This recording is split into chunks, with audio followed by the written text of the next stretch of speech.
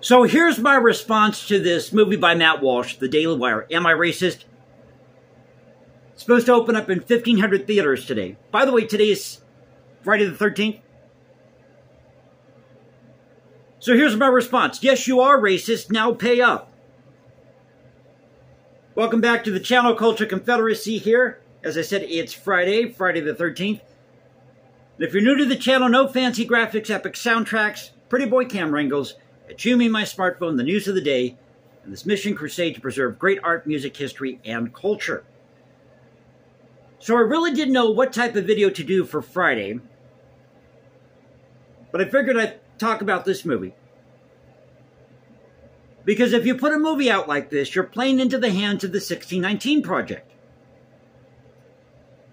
You've got the 1619 Project, you've got the 1776 Project, and the big argument right now is the United States racist? Has it always been racist? Inherently racist?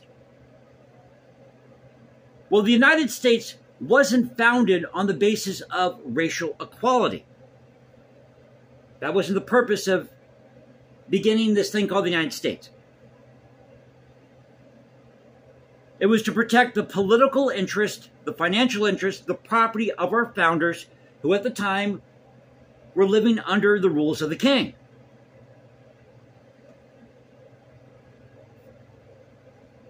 The king was, according to the Declaration of Independence, he was putting troops in their homes without their consent.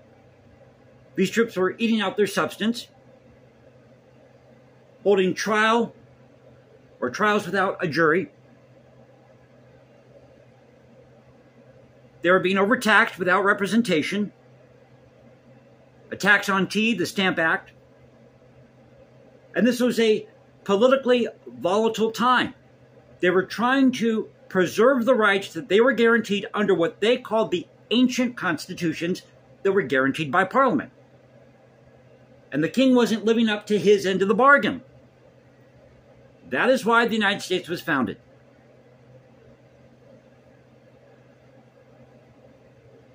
So, getting to this film here, Am I Racist? Now, if you haven't seen it, if you want to go see it, go see it. But what Matt Walsh talks about in this movie, you can get here for free. I'm not going to charge you for it. But putting a movie out like this out, means that you're playing into the hands of these anti-racist activists. And if you follow the channel for a long time now, you know that I believe in great art, music, history, and culture, wherever it comes from. You got great art, great music, bring it to the table, let's hear it, let's see it.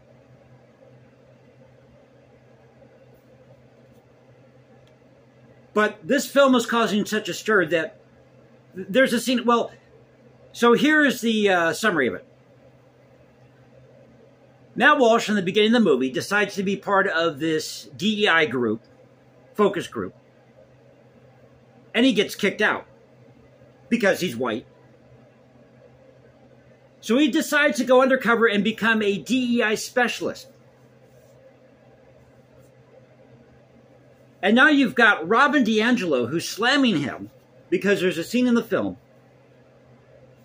and this is too funny, where he dupes her into giving, this according to the New York Post, dupes her into giving a black producer reparations in an upcoming flick that she has called a Borat-style mockumentary.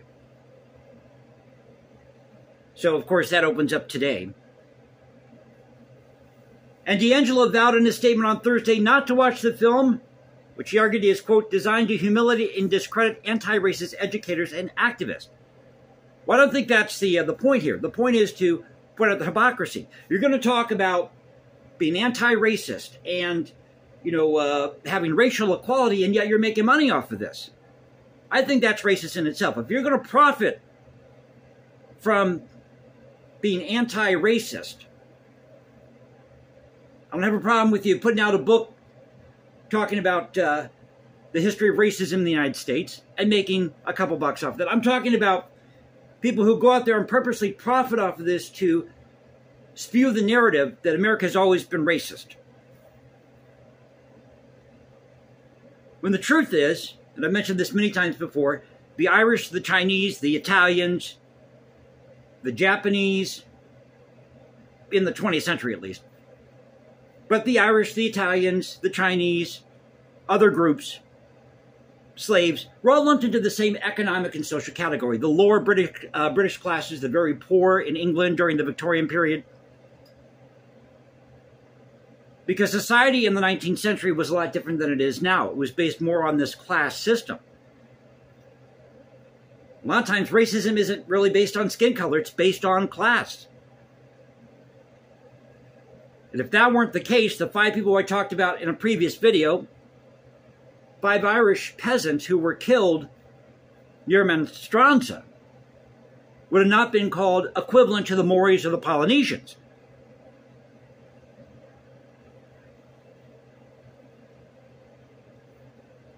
So according to the New York Post here, Walsh, 38, went undercover when he sat down with D'Angelo and claimed to be interested in anti-racist sentiments before asking his producer Ben, who is black, to join them.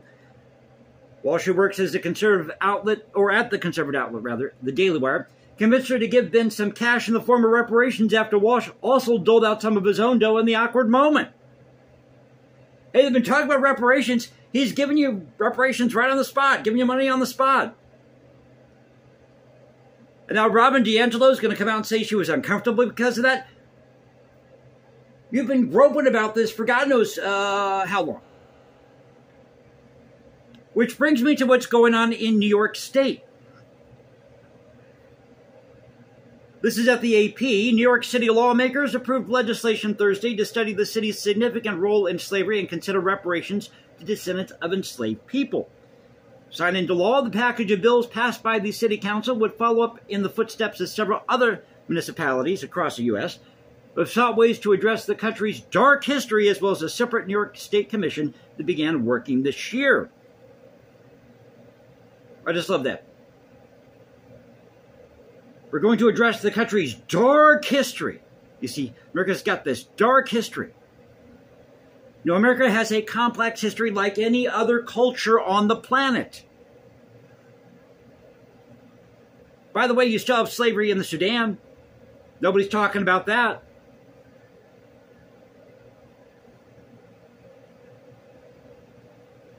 New York fully abolished slavery in 1827, this is true. But businesses, including the predecessors of some modern banks, continued to benefit financially from the slave trade, likely up till 1866. And I talked about this before as well, that you had the Bank of New York and these other banks that would invest in these southern plantations. A lot of times it was an absentee situation. So you'd have yeoman farmers that were actually managing the property, or you had these overseers that would be, supervising the slaves or indentured servants. Sometimes even criminals who were sentenced to manual labor for criminal punishment. And all those people fell under the Fugitive Slave Act.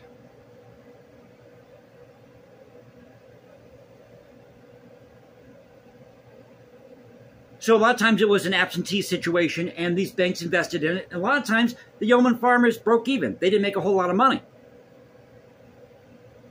And the most economical way, if you were going to have a slave work for you, was to lease a slave out. I mean, only the really rich could afford to buy slaves. Slaves weren't cheap. The lawmakers behind the proposals noted that the harms caused by the institution are still felt by black Americans today. Quote, the reparations movement is often misunderstood as merely a call for compensation. Councilmember Farrah Lewis, a Democrat who sponsored one of the bills, told the City Council on Thursday. She explained that systemic forms of oppression are still impacting people through redlining, environmental racism in services in predominantly black neighborhoods that are underfunded. Well, what about all the reparations for the Irish or the Chinese or the Italians and Germans and Japanese that were interned during World War II in the United States? I mean, you had 600,000 Italian Americans or Italian nationals that were screened by executive order.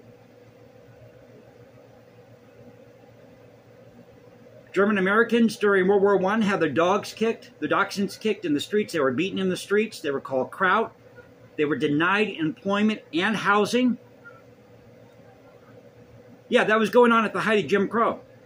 1931, In California, it was against the law for Asians and whites to intermarry. It says here the bill still need to be signed by Democrat Mayor Eric Adams. City Hall signaled his support in a statement, calling the legislation, quote, another crucial step towards addressing systemic inequities, fostering reconciliation, can't even talk today, and creating a more just and equitable future for all New Yorkers. Well, unfortunately, you can't change the past. And throwing money at the situation isn't going to solve anything either. How is that going to stop racism, sexism, homophobia?